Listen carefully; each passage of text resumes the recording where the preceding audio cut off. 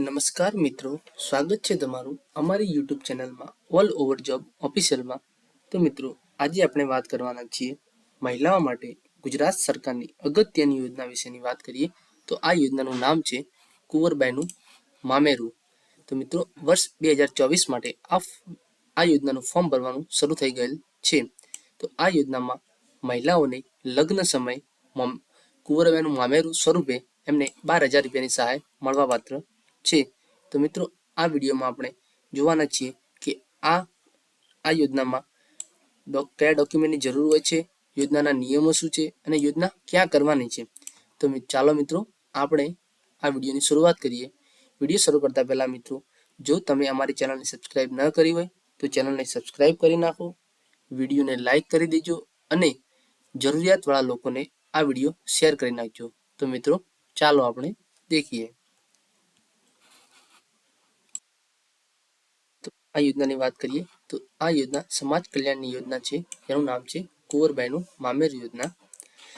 ગુજરાત રાજ્યમાં ગરીબ પરિવારોની દીકરીઓના કલ્યાણ માટે ઘણી બધી કલ્યાણકારી યોજનાઓ અમલમાં ચાલે છે, જેમાં કુંવરબાઈનું મામેરું યોજનાનો પણ સમાવેશ આમાં થાય છે.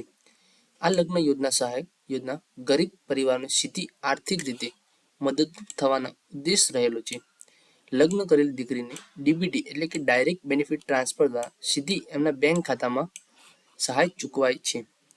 કુંવરબાઈનું મામેરું યોજના એસસી વર્ગની કન્યાઓ, ઓબીસી વર્ગની દીકરીઓ તથા આર્થિક રીતે નબળા પરિવારોની દીકરીઓના લગ્ન કર્યા પછી લાભ આપવામાં આવે છે.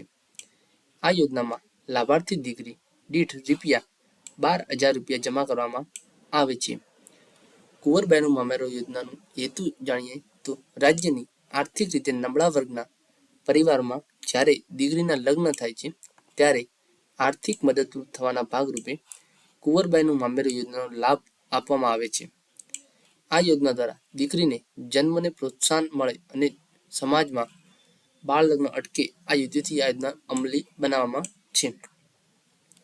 કુંવરબાઈનું મામેરું યોજનાની 2024 માટેની પાત્રતા વિશે વાત કરીએ તો મિત્રો, કુંવરબાઈનું મામેરું યોજના માટે social justice and empowerment department એટલે કે SGED સમાજ કલ્યાણ વિભાગ દ્વારા પાત્રતા નક્કી થયેલ છે, જે નીચે મુજબ છે. તો પહેલી પાત્રતા વાત કરીએ તો લાભાર્થી ગુજરાત રાજ્યનો મૂળ વતની હોવો જોઈએ. બીજું, અરજદાર આર્થિક રીતે નબળા પરિવાર હોવો જોઈએ. ત્રીજી વાત કરીએ તો એક પરિવારમાં બે પુખ્ત વયની દીકરીના લગ્ન માટે કુંવરબાઈનું મામેરું યોજનાનો લાભ મળશે કે એક પરિવારમાંથી બે કન્યાને જ આ યોજનાનો લાભ મળશે. તો ચોથી વાત કરીએ તો લાભાર્થીના પુનઃલગ્નના કિસ્સામાં આ યોજનાનો લાભ મળશે. જો લાભાર્થી પુનઃલગ્ન ડિવોર્સ કર્યા પછી બીજી વાર લગ્ન કરે છે તો પણ એમને આ યોજનાનો લાભ મળશે. વિધવા પુનઃલગ્નના કિસ્સામાં પણ આ યોજનાનો લાભ મળશે. આ યોજનાની ફોર્મ ભરવાની સમયગાળો છે કે 2 વર્ષની સમય મર્યાદામાં કુંવરબાઈનું મામેરું યોજના ઓનલાઈન એપ્લાય કરવાનું રહેશે, લગ્ન થયાના 2 વર્ષની અંદર. પછી વાત કરીએ તો 7 ફેરા સમૂહ લગ્ન આયોજિત કાર્યક્રમમાં ભાગ લેનાર દીકરીઓને કુંવરબાઈનું મામેરું યોજનાની સહાય મળવાપાત્ર થાય છે. સમાજના તથા અન્ય સમૂહ લગ્નમાં ભાગ લેનાર લાભાર્થી કન્યાને 7 ફેરા સમૂહ યોજના તેમજ કુંવરબાઈનું મામેરું યોજનાની તમામ શરતો પરિપૂર્ણ કરતી હોય તો આ બંને યોજના હેઠળ લાભ મળવાપાત્ર રહેશે.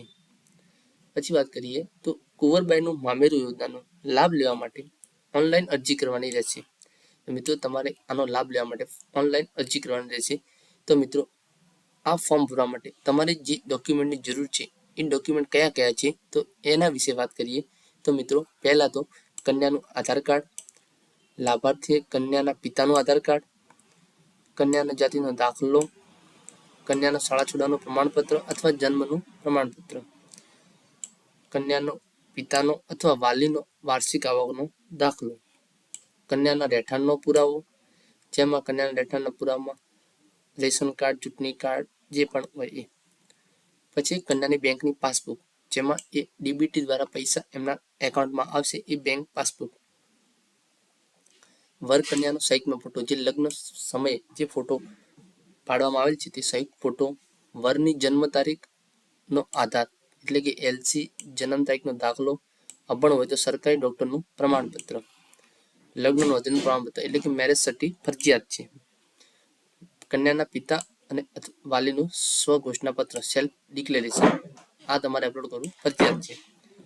કન્યાના પિતા હયાત ના હોય તો મરણનો દાખલો અપલોડ કરવાનો રહેશે આમાં. તો મિત્રો આ યોજનાની આવક મર્યાદાની વાત કરીએ તો સામાજિક ન્યાય અને અધિકારિતા વિભાગ દ્વારા કુંવરબાઈનું યોજનામાં વાર્ષિક આવક મર્યાદામાં વધારો કરવામાં આવેલ છે. જે આવક મર્યાદા પહેલા 1,50,000 હતી તે વધારીને આવક મર્યાદાનું ધોરણ 6 લાખ નક્કી કરેલ છે. તો હવે જે પણ વાલીની આવક 6 લાખ છે કે 6 લાખથી નીચે છે તો એ ફોર્મ ભરી શકે છે. તેની મળવાપાત્ર વાત કરીએ તો ગુજરાત રાજ્યમાં આર્થિક રીતે નબળા પરિવારની દીકરી તો તેને આ યોજનાનો લાભ આપવામાં આવે છે. આ યોજના હેઠળ કન્યાના બેંક ખાતામાં સીધી ડીબીટી દ્વારા મારફતે અગાઉ 10,000 રૂપિયા સહાય મળતી હતી, જે હવે સહાયની રકમમાં સુધારો કરવામાં આવેલ છે. જે કન્યાઓએ તારીખ 1/4/2021 પછી લગ્ન કરેલ હોય તેવા દંપતીને કુંવરબાઈ મામેરુ યોજના હેઠળ 12,000 રૂપિયા સહાય મળવા પાત્ર રહેશે.